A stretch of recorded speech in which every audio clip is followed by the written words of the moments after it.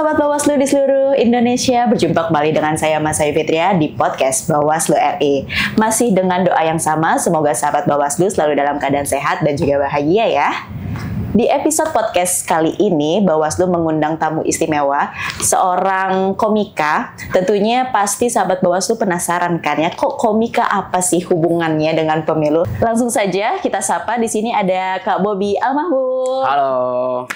Halo Kak. Nah, ya. Kak, ada istilah kan ya, tak kenal maka tak sayang. Untuk itu, boleh dong kenalan dulu nih sama sahabat Bawaslu di seluruh Indonesia, mulai dari nama Kakak, lalu juga kok bisa sih sedikit ceritakan pengalaman Kakak sampai akhirnya menjadi komika hari ini.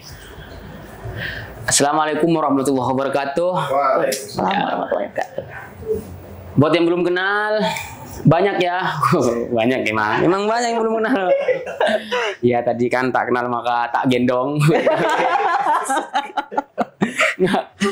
Ya, saya Bobi. Saya ini asli orang Madura yang merantau ke Jakarta untuk kuliah. Alhamdulillah saya adalah orang Madura yang merantau untuk tidak jualan sate dan buka warung Madura. Saya kuliah, tapi sambil buka sate. Canda. Nah, perjalanan saya adalah ketika saya kuliah, ketika itu istilahnya ada ospek atau PBAK, Kak. Jadi saya mengikuti kegiatan PBAK itu, dan di situ ada agenda stand up UIN. Komunitas stand up UIN yang menghibur.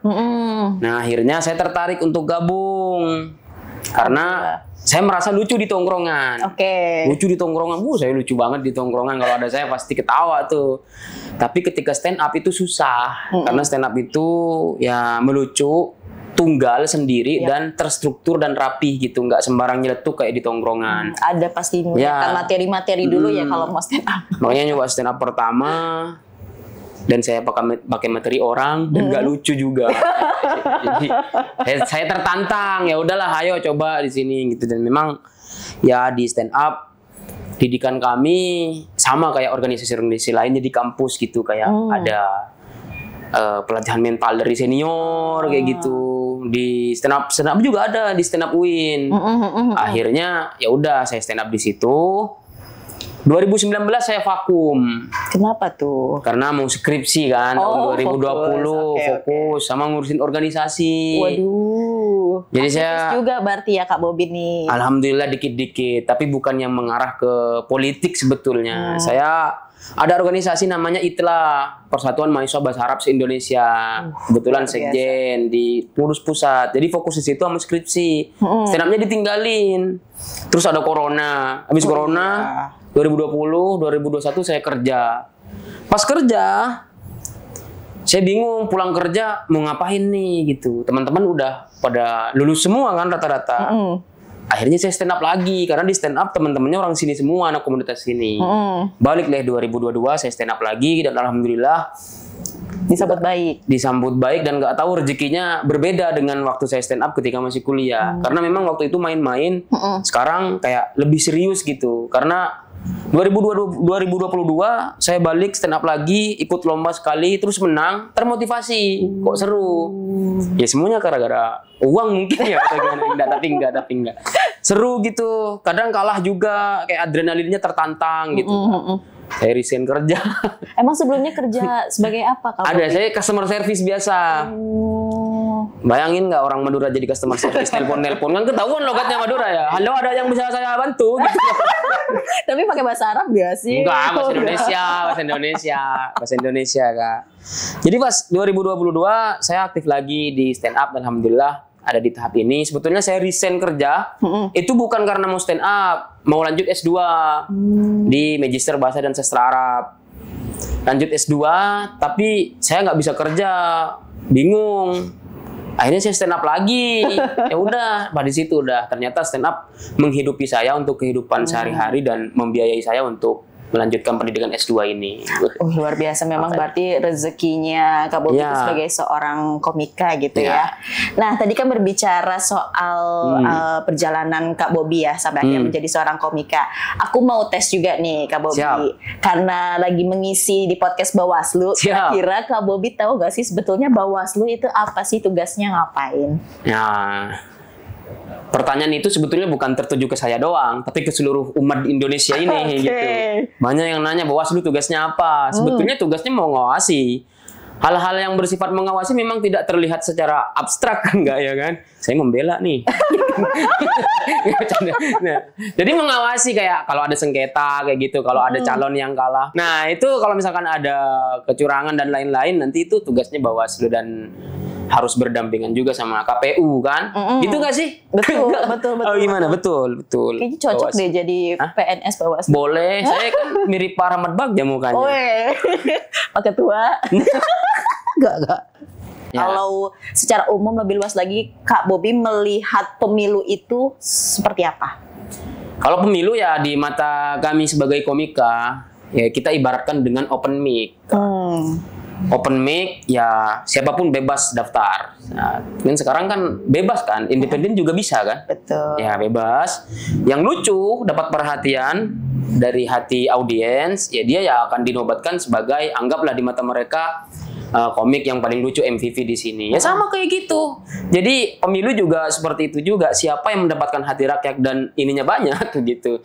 Bedanya memang kalau di politik ini yang nyalon harus punya bekal yang banyak sih gitu. Realistis sebetulnya, bukan cuma sebatas janji-janji kayak gitu Kak. Jadi kayak siapa yang bisa memenangkan hati rakyat, ya dia yang terpilih gitu, yang akan dipilih oleh rakyat secara demokratis kayak gitu. Tapi nggak tahu lah, saya nggak tahu apakah ada memang politikus yang bisa menang hanya dengan janji-janji dan bisa membuktikan itu semua. Saya nggak tahu. Atau minimal menawarkan visi misi yang jelas, yang konkret, program-program kerjanya. Idealisnya seperti itu, realistisnya kadang beda, lapangannya beda kadang. Iya. Tapi pasti Kak Bobi sebagai pemilih juga gitu, menolak dong adanya praktik politik uang. Sangat menolak gitu. Sangat menolak. Kenapa kayak nggak percaya kalian ini? Menolak banget saya lah. Apaan gitu. Nah, tapi memang realitanya seperti itu, apalagi di daerah kan. Kalau di daerah itu, kasih sembako apa gitu. Tapi emang nggak mau lah ya, pasti nerima. Kalau misalkan nih nggak mau lah saya lah, nggak mau. Nggak mau kalau sedikit. Canda. Nah, sebagai seorang komika, aku penasaran juga nih, kira-kira apa sih yang bisa komika kontribusikan untuk pemilu ini? Ya, kalau kami, karena komika ini kan kebetulan kami ada tanpa di bawah naungan instansi pemerintahan manapun. Jadi kita lebih bebas untuk bersuara.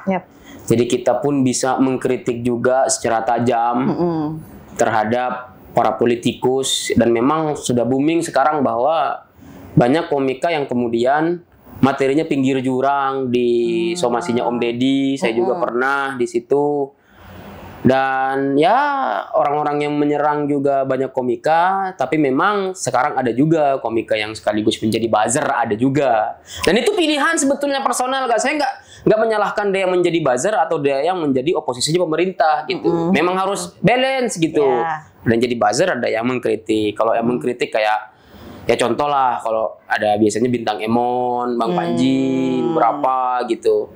Nah kalau yang buzzer ada nggak mau nyebutin, Tenos gitu ya, nggak mau nyebutin.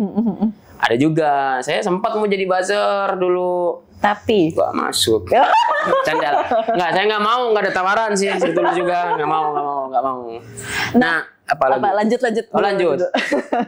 Jadi ibarat ya janji-janji politikus ya bisa kita kritisi kayak gitu sebagai komika dengan bahan candaan. Kayak misalkan janji-janji politikus ini kayak wifi di kafe gitu. Kenapa tuh? Ada tapi lemot kayak gitu misalkan. Oke, mantap. Kayak gitu. Berarti Kak Bobi sepakat ya kalau memang komika ini tuh bisa menjadi salah satu alat untuk mengkritik kebijakan mungkin ya yang dilakukan oleh pemerintahan kita. Nah, Kak Bobi selanjutnya pertanyaannya udah mulai tajam nih. Siap.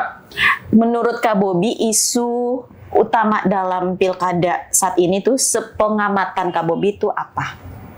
Yang lagi Kak Bobi rasakan, entah itu di Madura atau mungkin di Tangsel tempat Kak Bobi. Yang lagi panas ya? Isu pemilu yang menurut Kak Bobi.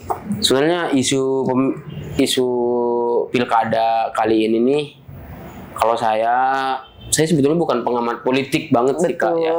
Kalau melihat dari itu pas pilpres kemarin itu masih ada sisa-sisanya kayak gitu. Jadi banyak orang-orang yang anti beberapa kata-kata dinasti politik kayak gitu. Itu ngaruh.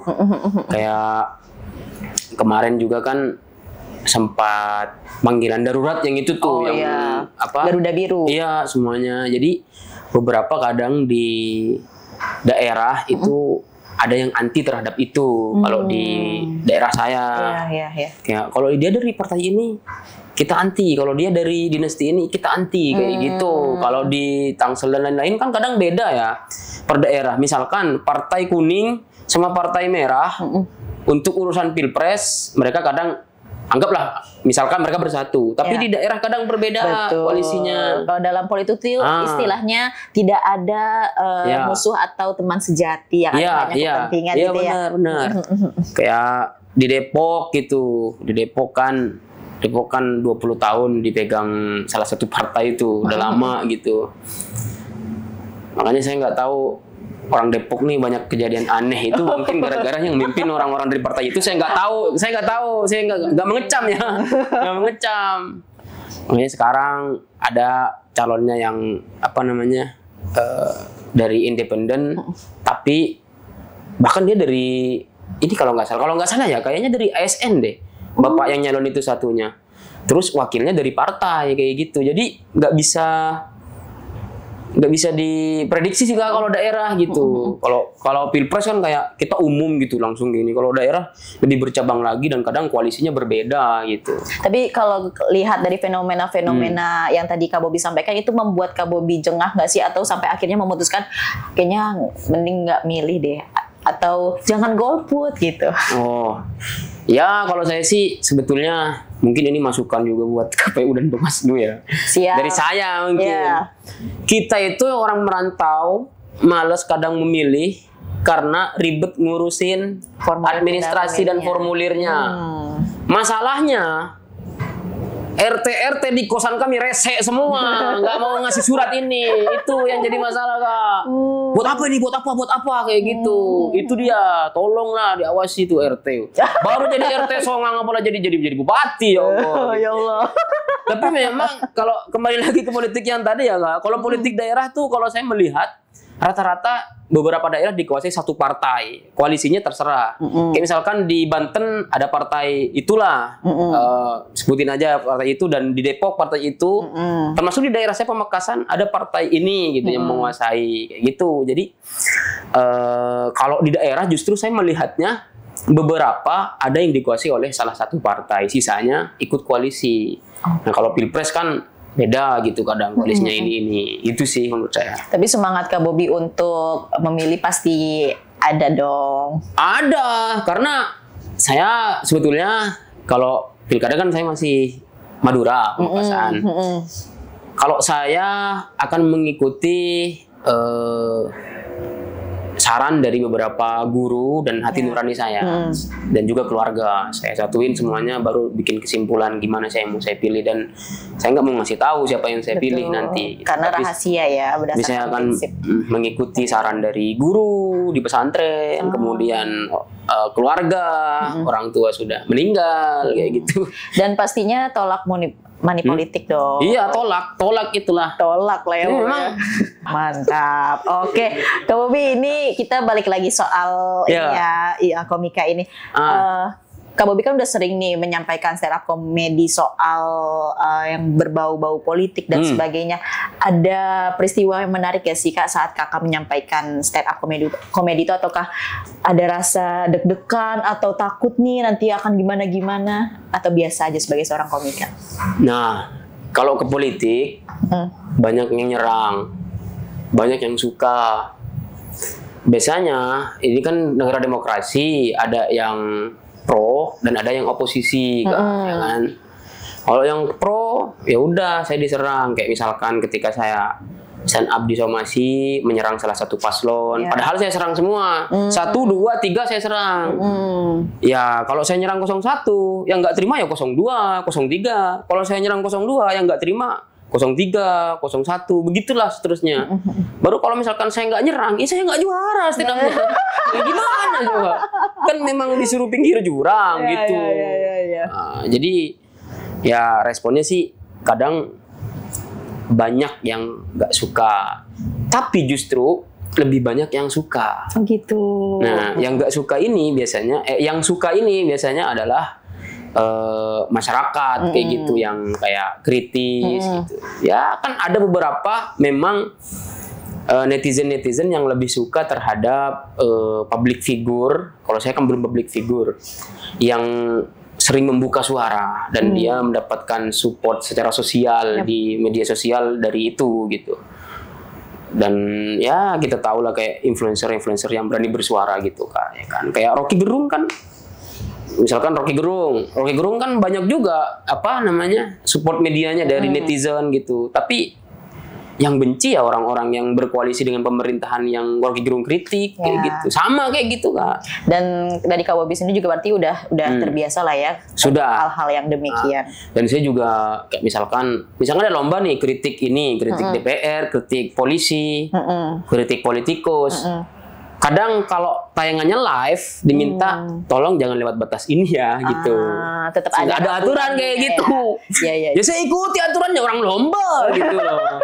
Nah, tapi jujur ya, netizen jangan salah paham. Ada beberapa kita lomba yang nggak dibatasi, tapi acaranya off air. Nah itu seru. Kalau off air kita bebas ngomong apa aja Kak. Kayak kemarin juga saya mengkritik salah satu saya juga pernah mengkritik Caimin gitu di acaranya partainya, itu off air dan saya keluarin semuanya dan kadernya itu suka semua, senang gitu Kak. Jadi nggak baper lah ya. Nggak baper. Nah, yang bahaya memang kalau live. Jadi teman-teman kayak misalkan netizen ada yang salah paham, kok bisa sih roasting itu dibatasi? Karena live. Coba kalau nggak live, datang kalian di acara off air, terbuka sama pemerintah itu, serius. Itu sih. Oke, nah aku mau tantang sedikit sih, Kak Bobby. Boleh dong sedikit merosting Bawaslu.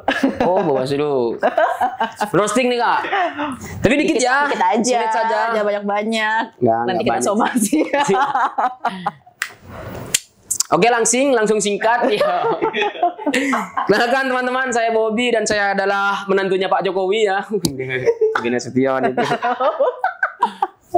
Menurut saya menjadi Bawaslu itu, menjadi bagian dari Bawaslu itu harus keras, harus tegas dan harus keras. Karena Bawaslu, kalau mau lembek, bawas Anda gitu. Jangan Bawaslu gitu, bawas Anda gitu. Dan karena saya dari Madura teman-teman ya, Bawaslu saya minta bahwa di Madura itu jarang terjadi kecurangan. Nah, meskipun sebetulnya orang Madura kalau ngomong itu sering diulang-ulang. Nah, ketika orang Madura menjadi petugas penghitung suara, terus ngomongnya diulang-ulang dan didobel-dobel, itu bukan bentuk kecurangan. Jadi jangan dihitung ganda. Contoh misalkan Nis Anis Jar Ganjar kayak gitu. Itu jangan dihitung dua, DPT-nya jangan dihitung dua gitu. Memang orang Madura ngomong kayak gitu, Nis Anis Jar Ganjar. Nah, kalau Pak Prabowo nggak bisa, soalnya 3 suku kata, nggak bisa diulang-ulang. Ya gimana? Wo Prabowo, nggak bisa. Nggak bisa. Cerorori, nggak bisa gitu. Ya, tapi Pak Prabowo meskipun bukan orang Madura, tapi sifat dan kelakuannya sama kayak orang Madura, teman-teman ya. Karena kalau orang Madura ngomongnya yang diulang-ulang, kalau Pak Prabowo nyalonnya yang diulang-ulang, kalahnya juga diulang-ulang. Tapi alhamdulillah sekarang menang ya. Semoga Pak Prabowo amanah, makan gratis, saya siap gendut lagi. Udah gitu aja sih Kak ya. Oke, luar biasa, boleh. Bawaslu dikit aja. Oke, nah terakhir nih mungkin closing statement, boleh dong Kak Bobby kasih semangat atau pesan bagi Bawaslu dan juga bagi teman-teman sahabat Bawaslu di luar sana, boleh supaya ikut serta mensukseskan pemilihan serentak 2024. Kalau saya memberikan pesan, saya sebetulnya bukan orang yang pantas ya, karena saya sendiri tidak tahu seluk-beluk politik di Indonesia ini. Saya cuma diundang di sini untuk menyuarakan beberapa suara kecil dari seorang komika sudut pandang yang berbeda. Tapi yang pasti semoga teman-teman Bawaslu di pusat ataupun daerah semoga bisa amanah menjalankan bentuk tugas pengawasan dengan baik tanpa memihak kepada salah satu calon atau beberapa partai. dan tidak ada istilah korupsi atau sogokan dan lain-lain. Saya berharap seperti itu, dan memang ya kalau saya lihat kita masyarakat Indonesia cuma bisa percaya terhadap KPU dan juga Bawaslu selaku instansi pemerintahan yang memegang andil dalam urusan demokrasi kita agar bisa menjadi lebih baik ke depannya. Terima kasih gitu Luar saya dari biasa. Bobi. Berarti pesannya tetap jaga integritas. Ya, ya. Ya, Kak Bobi. Oke, nggak kerasa nih Kak Bobi, kurang lebih hampir 20-30 menit kita ketawa-ketawa. Ini episode yang cukup banyak mengeluarkan energi ya, karena saya ketawa terus. Sampai ketemu lagi di episode yang berikutnya. Siap. Saya mengucapkan terima kasih karena Kak Bobi sudah berkenan hadir nih di podcast Bawaslu. Nah, kita ada tagline Kak Bobi. Mau nggak tagline bersama bareng aku? Boleh, boleh. Bersama rakyat awasi pemilu. Bersama Bawaslu tegakkan keadilan pemilu. Yeay, terima kasih Kak Bobi. Terima kasih Kak.